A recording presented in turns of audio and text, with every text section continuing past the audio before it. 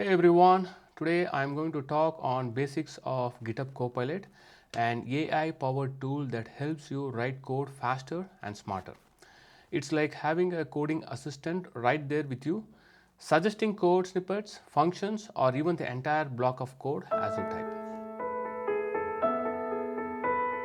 GitHub Copilot is built on OpenAI's Codex model, which is highly advanced AI system trained on large datasets of publicly available code from GitHub.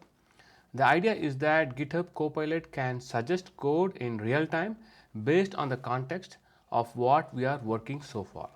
Here's the cool part: when you are working with an editor like Visual Studio Code, Copilot can analyze what we are typing and suggests the next line of code, a whole function, or even the entire file. It's like autocomplete, but much smarter. It understands your code and gives you suggestions based on the context and best practices. But remember to check the company's security policy before using GitHub Copilot on one of your company's machine. You can try using this on your local laptop for experimentation purpose, but check your company's policies if you are planning to use inside company's network, as the context information will be passed to GitHub server for any recommendations. Let's start with the prerequisites for our demo. We need an editor. I'm going to use Visual Studio for our demo. Next, we need an account in GitHub Copilot. Login is free, and recently we have a free quota that's available for GitHub Copilot. In the past, I had to pay like $10 monthly to renew my subscription. Finally, we need Node installed on our machine, as I'm planning to use the React application. So now navigate to the Visual Studio Code website and you can download the editor for Windows or Mac version, whichever you are using. Then navigate to the GitHub site and create a login if you already do not have. Once you have created the login, you can go to settings and then you can scroll down and you can see the Copilot. Just make sure that it's enabled for you. Now open up VS Code, and once you are in, you will be able to open up the extensions, and we need to install a couple of extensions. One is GitHub Copilot. I have already installed it, and the other one is GitHub Copilot Chat. So both of them I have already installed. So once that is done, you will be seeing this icon. If it is not appearing, you might want to close and reopen VS Code. Then later, let's try to log into the GitHub account that we have created. I have already logged in. That's the reason this is showing up. Otherwise, you would be prompted for username and password.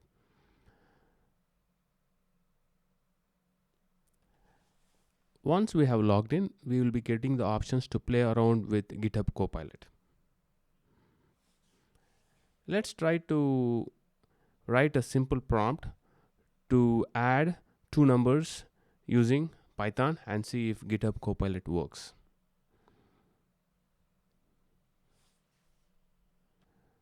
So this is the output that GitHub Copilot has created for us, and it's working.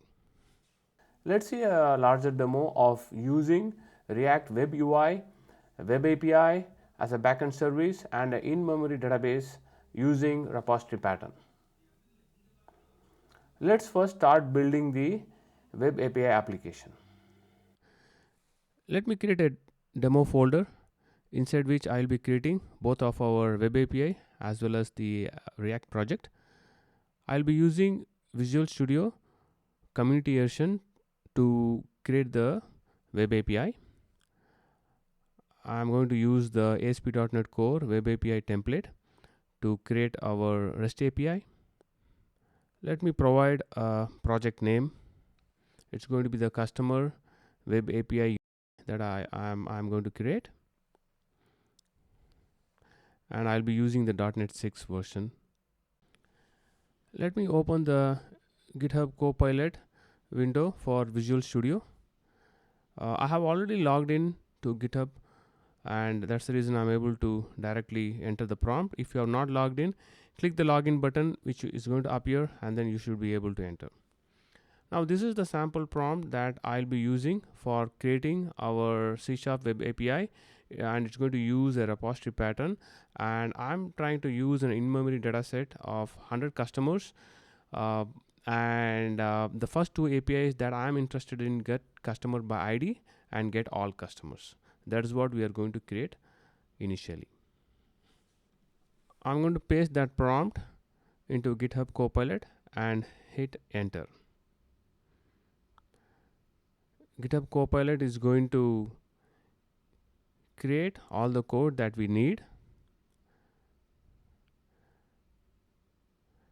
and then what we might have to do is we have to create all these files, and I would prefer creating them into its respective folders.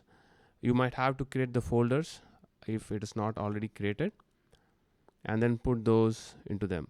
The first one is the model. I'll be creating a folder called as model and putting the customer model into that.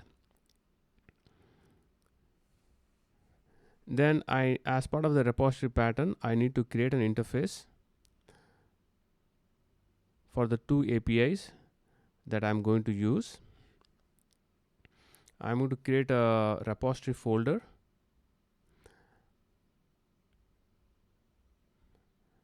and then I'll be saving that file there. And then we need the actual implementation of the repository.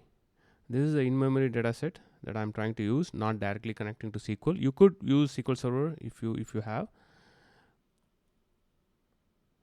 Then I'm going to save that into the same repository folder. And finally, we have the controller, so which I'm going to put it into the controller folder. Right now, the controller exposes a couple of methods. One is getting the customer based on the UI, and the other one is getting all the customers.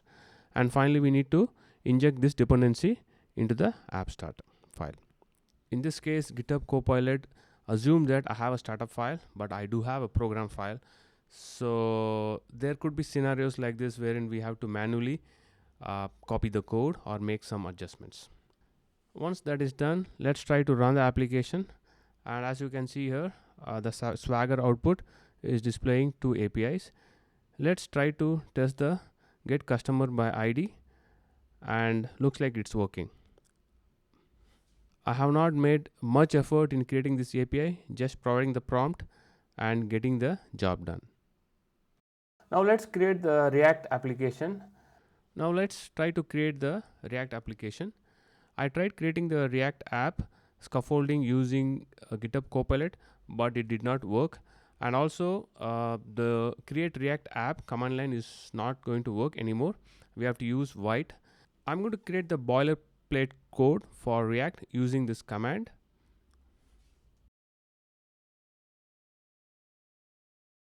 I'm going to choose React, and then I'm going to use TypeScript for our demo.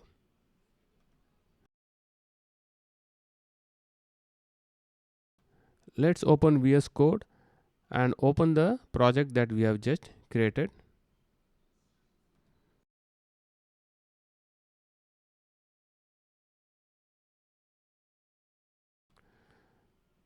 The boilerplate code is created for us. Let's open up the terminal and do an npm install. This is going to take some time. I'm going to fast forward and come back once it's all installed.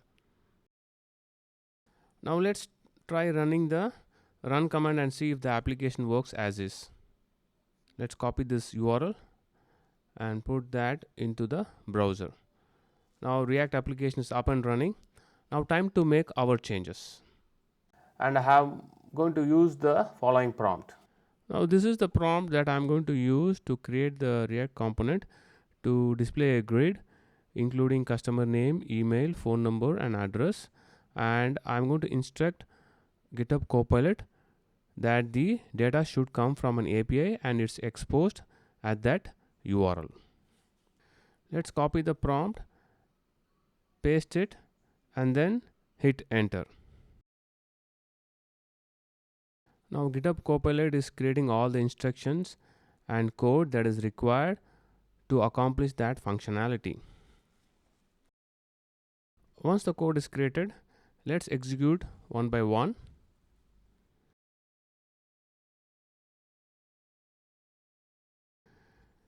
Let's create the component in a new file and then save this into the respective directory and with respective name.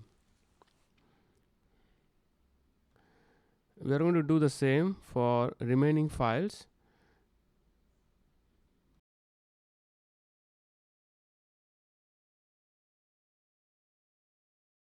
And finally, I want to create the customer component inside the app file.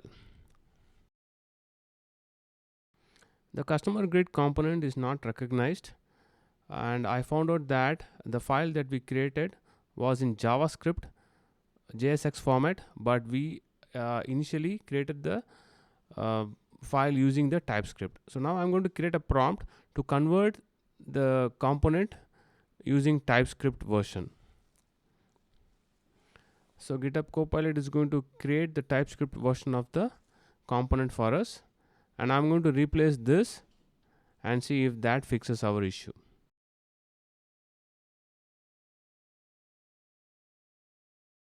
I'm now able to see the customer grid component, and the error on the app.jsx file has gone. So now let's try running this application and see if that works. Once that is done, let me run the run command. Run this URL on the browser and see if our application is running. Yeah, here you go. So let me run this. It's giving a network error. I think the REST API is not running. Let me run that and then come back to the UI and see if it works this time.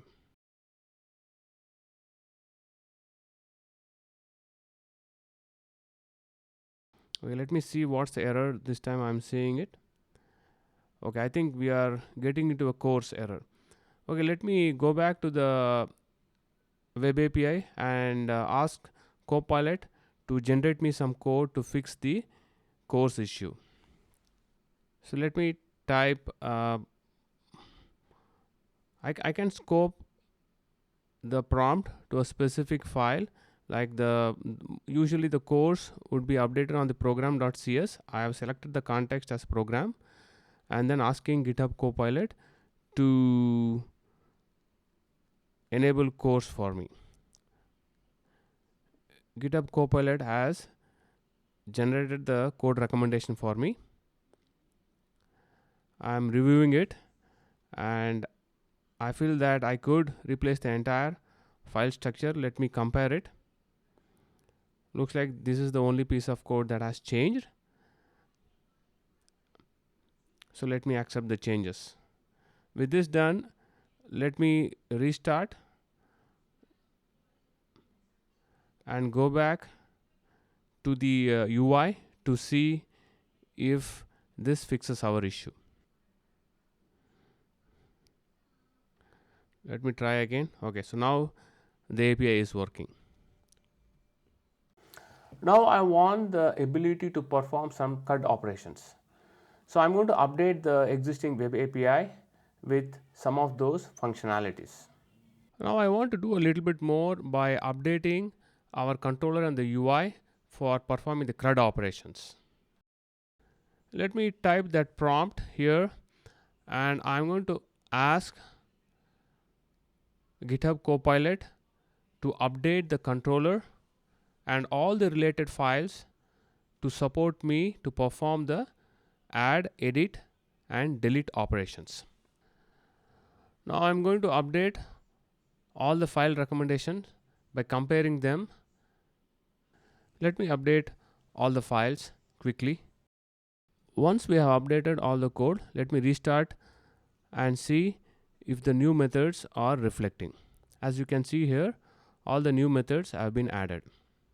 I'm going to do the same thing on the React side of the house, and this is the prompt that I'll be using. Let me put the prompt and ask Copilot to update the customer grid component to incorporate the add, edit, and delete functionality. Again, I'm using a very simple prompt to do all these operations. We can get really fancy with these prompts to make the implementation more complex or the requirements that we have in our projects. So once we have updated all the code recommendations from GitHub Copilot, let's go back and refresh the screen and see if the changes have been reflected. So I can see here that we are able to list all the component. Looks like the edit and delete is not showing up. Looks like the file is not saved. Let me quickly save it and refresh the screen.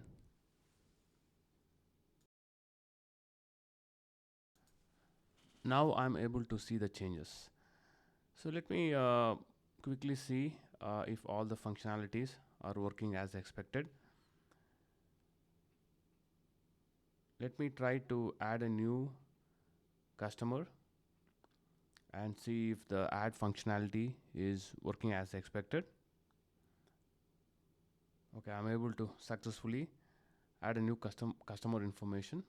Although the user experience might not be what we are looking for in this demo, but those can be tried based on the requirements. We can prompt and step by step we can build the application.